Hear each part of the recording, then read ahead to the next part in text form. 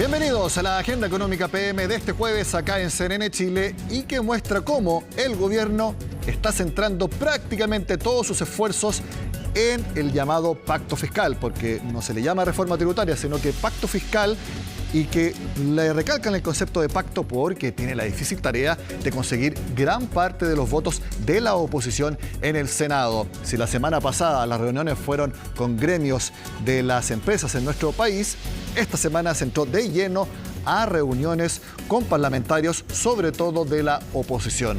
Todo lo tiene Estefanía Bustamante.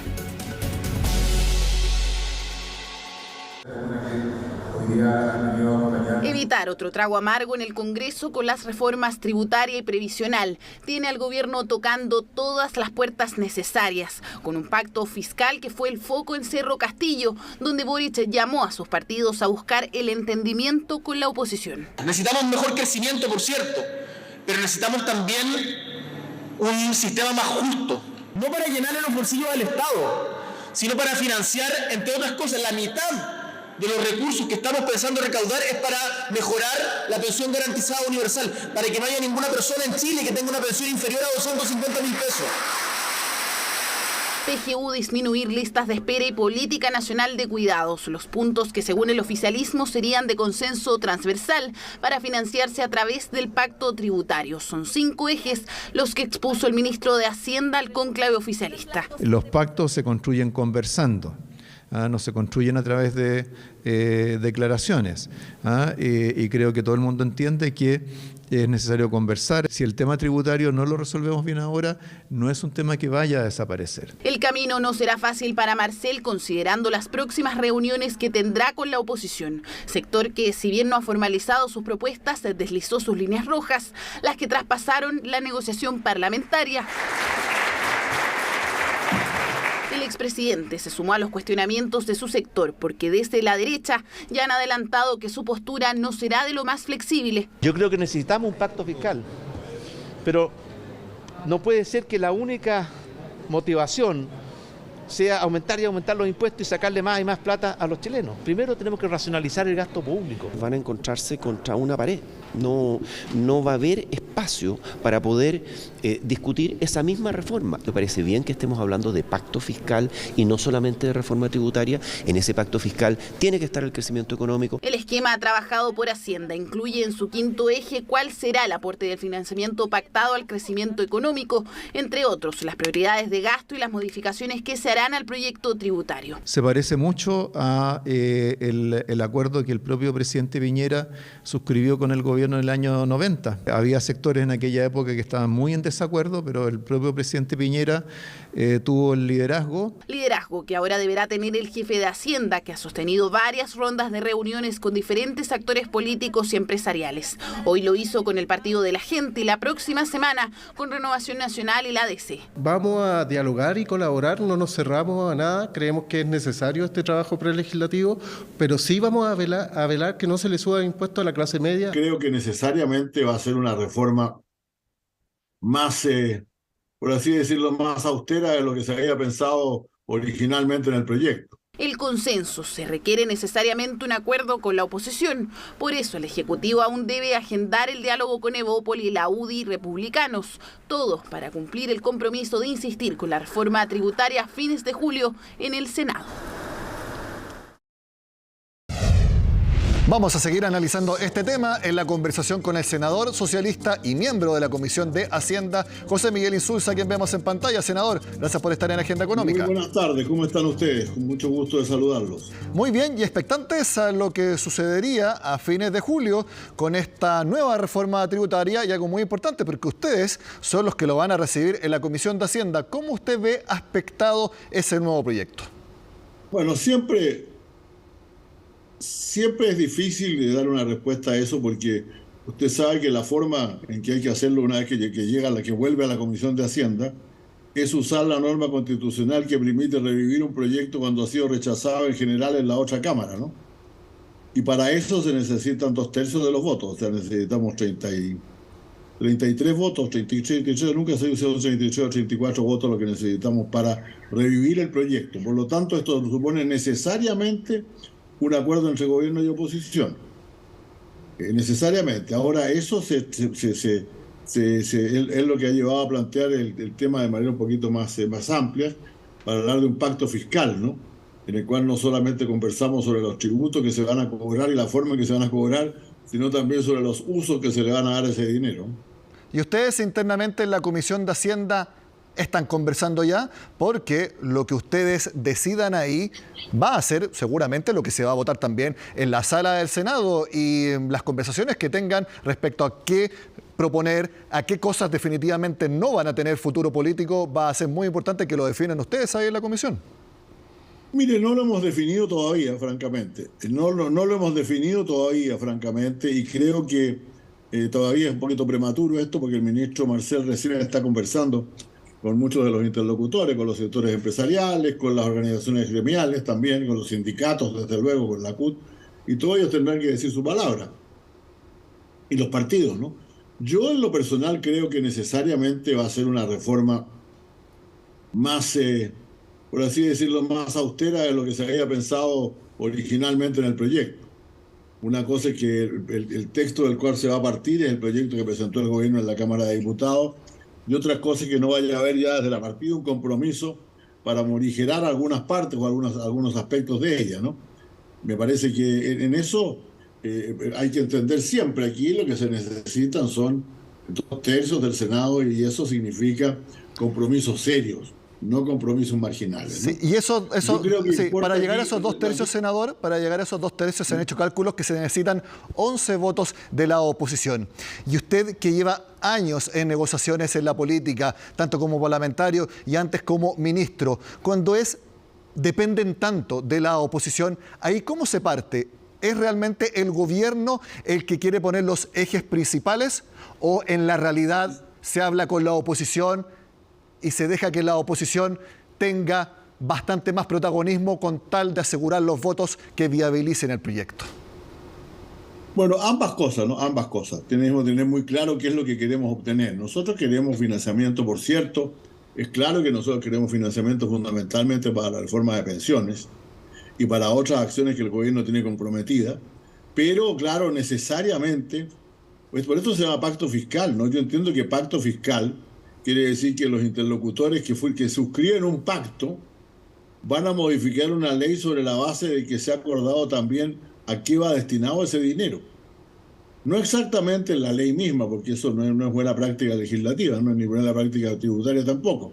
Pero sí hay un cierto compromiso, por ejemplo, en materia de inversión pública, de inversiones en infraestructura, etcétera, junto con los gastos principales que el gobierno quiere enfrentar en materia previsional. Yo creo que eso hay que acordarlo muy bien antes. Y sobre todo hay que cumplirlo paso a paso, porque si uno en algún momento la cosa se pone un poco, por así decirlo, que a lo mejor se quiere revisar algo, no hay que olvidar que se puede caer el proyecto hasta el final. Sí, al respecto, desde la oposición han pedido, y ahí concuerdan bastante con el oficialismo, mayores medidas para frenar la evasión y la elusión. Ahí parece que está el consenso absoluto, pero desde la oposición también dicen... absoluto, sí. Yo diría que, bueno... Sí, pero también desde la oposición piden mejorar el gasto público, incluso bajarlo. Todavía no hay esas señales por parte del oficialismo. ¿Cómo ve ese punto en particular? Bueno, mire, es que lo que pasa es que realmente el presupuesto nacional, yo entré ahora a la Comisión de Hacienda, entre paréntesis, por lo tanto aquí pajarito nuevo, muchas cosas las saben más mis colegas que yo, ¿no? Pero sí estuve en la Comisión de Presupuesto del año pasado, y la verdad es que el presupuesto que se quiere reducir es ya un presupuesto muy austero, no en relación a algún pasado remoto, sino en relación al presupuesto de 2 o 3 años atrás, ¿no? Entonces es difícil hacer rebajas en el presupuesto y no se ve muy bien en qué se podrían hacer. Pero yo creo que la oposición se refiere a mejorar el gasto público en general, no de este presupuesto en particular. Bueno, yo creo que sí, creo que se puede, siempre se puede hacer algo mejor en materia de mejorar el gasto público, ciertamente. Pero lo que quiero decir es que si se trata de reducciones grandes en algunas cosas, bueno, la verdad es que tenemos aquí tenemos más casilleros vacíos que casilleros que queremos disminuir, ¿no? Los graves problemas, por ejemplo, los graves problemas de la educación que tenemos hoy día. Mira lo que pasó en la prueba SIMSE, son cosas que requieren más recursos, requieren necesariamente, no solamente, yo reconozco, no, que quede muy claro. Yo creo que el que plantea que es necesario mejorar la gestión tiene mucha razón también. Pero al final hay cosas que cuestan dinero, ¿no? Y no se puede hacer de otra manera. Y senador, en su experiencia como parlamentario y también tantos años como ministro, no quiero que haga un cálculo técnico porque yo sé que no es su fuerte, es el fuerte de Hacienda y el fuerte de macroeconomistas, pero no es una dualidad, sino que es cómo se generan más ingresos, a través de alza de impuestos o un mecanismo similar, o a través de mayor crecimiento, que es un debate que se está dando ahora. Yo sé que usted me va a decir que se necesitan ambos, pero en su experiencia, ¿dónde hay que apretar más? ¿En impulsar el crecimiento pro inversión o subiendo de una u otra manera los impuestos? Si usted me pregunta a mí, yo creo, por ejemplo, que en el pacto fiscal tienen que haber recursos destinados a generar un mayor ingreso, por cierto. Yo soy por ejemplo, muy receptivo al llamado que ha hecho el expresidente Frei a aumentar sustantivamente las licitaciones en la infraestructura. La infraestructura da mucho empleo y genera mucho dinero, pero requiere necesariamente de inversión de recursos. Entonces nosotros tenemos que hacer también, si nosotros vamos a hacer una reforma, tiene que ser ciertamente con un compromiso de mejorar las pensiones, todo ese tipo de cosas que requieren recursos, pero tiene que haber una parte muy fundamental destinada al crecimiento económico, necesariamente. Y ya que ha mencionado ya 2 veces en esta conversación como una medida principal en que destinar nuevos recursos a mejorar las pensiones, porque al mismo tiempo que se converse esta nueva reforma tributaria desde fines de julio, teóricamente, también se va a estar viendo los cambios a la reforma previsional que ya fue presentada. E inevitablemente ambos proyectos se van a entrelazar, si bien no en la discusión detalle a detalle, sí en la negociación política. Y quiero preguntarle cómo se ve, porque van a verse al mismo tiempo y puede que los votos de un lado u otro también conversen. No, naturalmente van a conversar los votos de un lado y otro. Y yo creo que algunas cosas que inicialmente nosotros queríamos realzar, que era de crear un sistema también de financiamiento, digamos, de pensiones administradas en beneficio de la gente con menos recursos, etcétera, y la idea de que por lo tanto los gastos, el aumento de contribuciones, el aumento de las recaudaciones para pensiones fuera destinado parcialmente, sí, a un mejoramiento de las pensiones de las cuentas individuales, pero a una robusta cuenta pública. Creo que esa cuenta pública no va a ser tan robusta como se pensaba, está claro, ¿no? Nosotros esperamos retener algo de eso para cuando haya mejores tiempos, pero creo que la idea, desgraciadamente hay que reconocer que no solamente no estamos hablando aquí de gobierno y oposición, sino que la inmensa mayoría de la gente dice quiero mi plata en mi cuenta individual, ¿no? Y eso es muy difícil de cambiar. Y usted está diciendo entonces, por lo que lo entiendo, que la idea del gobierno, o por lo menos la suya, como parte del oficialismo, es que aumento de las contribuciones vaya a cuentas individuales. Yo creo que la parte importante tiene que ir a cuentas individuales. Y sí, en cambio, cambiaría eso por la posibilidad de que haya un sistema de administración también. Para aquellos que prefieran un sistema de administración pública, yo creo que esa posibilidad debería existir. O sea, que haya una FP estatal. Que haya una FP estatal. Exacto. Yo digamos, si tuviera que negociar esto, hablaría de un aumento sustantivo de las pensiones, de las contribuciones para digamos, de rentas individuales, por así decirlo, pero al mismo tiempo aquellos recursos que se generen para lo público, la posibilidad, no solamente, pero la posibilidad de que administre pensiones el sector público, no solamente para la plata pública, sino que también para que quienes quieran optar por un sistema público de pensiones. Y, senador, aquí por lo menos la ministra del Trabajo lo ha dicho de manera implícita, no explícita, pero sí de manera implícita, de que después de toda la controversia que hubo con la salida del ex subsecretario de Previsión Social, él dijo que tenía un plan B sin cuentas nacionales. Le quiero preguntar, ¿usted cree que las cuentas nacionales ya quedaron fuera del mapa? Sí, yo creo que eso va a ser difícil. Ahora, hemos hecho una parte importante de eso, ¿eh? De otra manera. La pensión garantizada universal no deja de ser un aporte muy sustantivo. O sea, la pensión garantizada universal, que es lo que realmente necesita financiamiento público, es mucho mejor que el sistema que teníamos hasta ahora, ¿no? Y eso hay que reconocerlo como parte de la reforma. A lo mejor vino adelantada, si se quiere. Pero que hoy día el mínimo de jubilación sea mucho más alto que lo que era hace algunos meses atrás, apenas un par de años atrás, no debe dejar de ser considerado en la reforma, ¿no? José Miguel Insulza, senador del Socialista en la Comisión de Hacienda. Usted dijo que era pajarito no en esa comisión. Bueno, le digo que va a conversar bastante con nosotros acá en el programa, sobre todo en los meses que vienen, con la reforma tributaria y la de pensiones que van a copar la agenda política económica. Muchas gracias por estar en el programa, que esté muy bien. Con mucho gusto y muchas gracias, que estén muy bien. Buenas tardes. Hacemos la pausa y ya volvemos con más informaciones.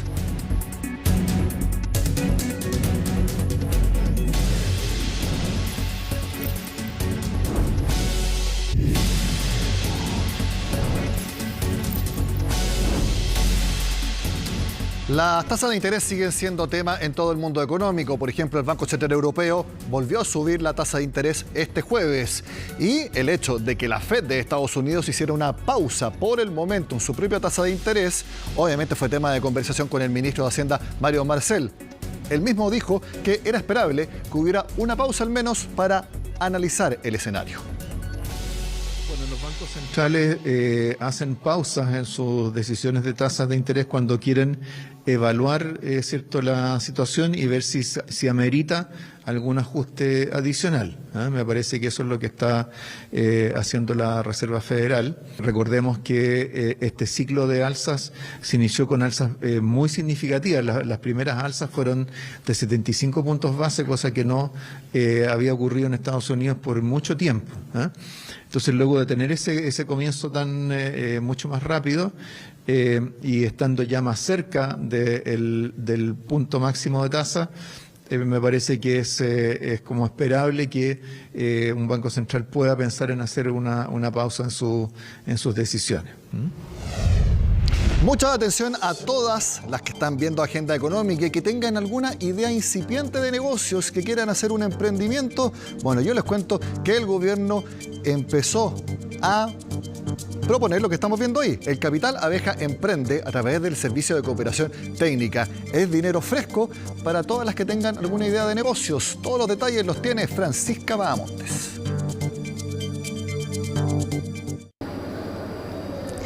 Así es, durante esta mañana Cercotec abrió las postulaciones a los fondos del Capital Abeja Emprende.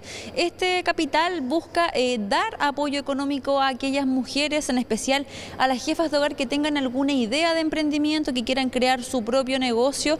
Y es bastante importante el aporte que realiza este fondo, porque no solamente estamos hablando de un monto monetario, ya que este monto puede llegar incluso a los 3,5 millones de pesos, sino que también aporta y entrega a las mujeres la posibilidad de ser capacitadas de forma técnica, de recibir también distintos elementos que la puedan llevar a perfeccionar su emprendimiento, quizás la idea que tienen en mente y que aún no han podido materializar, no solamente por falta de recursos económicos, sino que también por falta de recursos técnicos.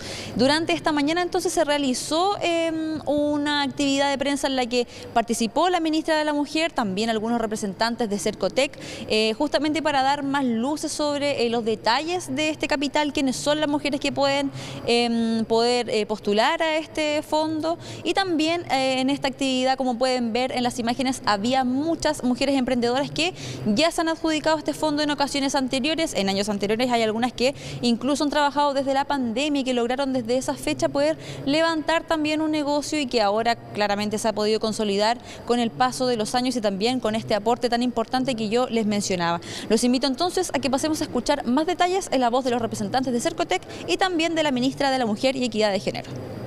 Aporta al valor económico del país, o sea, además de aportarle a la mujer para tener autonomía económica, también aporta al desarrollo económico del país. Entonces son dos cosas muy potentes, que esta es para partir y después tenemos un programa que es para crecer. Entonces muchas nos iban contando que partían con el Capital Abeja y después postulaban al Crece, que son para negocios constituidos y con eso podían comprar más maquinarias, crecer y vender más, tener sus instalaciones, tener su café, tener su local de venta. Entonces hay más, es una ruta que siguen las emprendedoras. Para nosotras es muy importante que todas quienes tengan una idea de negocio visiten la página de Cercotec a partir de hoy día, lean las bases, postulen, se atrevan, busquen la información. Están los centros de negocios de Cercotec, están las oficinas de Cernamec y en general toda una red que incluye a los municipios para poder apoyar. Ese es el verbo más importante en toda esta acción y por eso también ha sido muy satisfactorio hoy día en esta pequeña ronda el poder escuchar a mujeres que se adjudicaron el Abeja Emprende el año pasado como parte del plan de reactivación económica inclusiva. Uno de los aspectos que más intentaron relevar las autoridades durante la actividad que ya les mencionaba tiene que ver con que este fondo y en general el apoyo que ofrece el gobierno a través de los distintos organismos que maneja, por ejemplo, uno de ellos Cercotec, tiene que ver con la posibilidad de que las mujeres o las personas que decidan emprender puedan formalizar estos emprendimientos, estos negocios que les permitan en el fondo tener un capital fijo para poder desenvolverse diariamente, no solamente en el negocio en sí, sino que también en sus vidas. Durante esta jornada también pudimos conversar, como ya les comentaba, con distintas emprendedoras. Hay que destacar que este fondo está especialmente pensado para las mujeres y en particular para las dueñas de hogar que tengan alguna idea de emprender y que quieran materializar. Justamente pudimos conversar con algunas de ellas que ya se adjudicaron este fondo en años anteriores, que ahora han tenido un trabajo ya un poco más elaborado de sus proyectos, y los invito a que pasemos a escuchar la historia, un breve extracto de la historia de la señora Loreto. Ella tiene también su emprendimiento de repostería, le ha puesto mucho corazón, también harto cariño, y ella comentaba también que nada hubiera sido lo mismo sin el apoyo de este fondo, sin haber recibido también estas capacitaciones y toda esta ayuda que en el fondo le ayudó más bien a materializar su idea y que no solamente se quedara en eso, en una idea. Los invito entonces a que pasemos a escuchar. Con 50 años y una discapacidad no hay espacio para el trabajo, cuesta mucho. Y me dijeron que existía un espacio también en Cercotec donde yo podía tomar cursos y poder postular a capitales, lo cual hice. Y me adjudiqué el Capital Abeja 2020. Gracias a eso pude obtener las maquinarias y poder llevar a cabo mi propuesta de valor. Hoy, a mis 54 años, ya me siento empoderada, mi negocio tiene un posicionamiento y me hace feliz, porque se puede, porque la edad o la discapacidad no te tienen que limitar, así que hay que seguir soñando. Quiero una cafetería inmensa. La convocatoria para quienes quieran postular a este fondo Capital Abeja Emprende inició durante este jueves a las 12 del día, va a estar disponible por un par de semanas más para quienes quieran revisar más detalles. Es importante que puedan acceder a la página web www.cercotec.cl y se encuentra todo el detalle de quienes pueden postular, de los requisitos y también de la documentación, por ejemplo, que se requiere para poder en el fondo acceder a esta postulación. Todos los detalles los pueden revisar en esa página y también Cercotec en sus distintas redes sociales está informando constantemente sobre estos procesos relacionados a apoyar el emprendimiento en nuestro país. Aquí termina la agenda económica de este jueves. Sigan con nosotros en CNN Chile.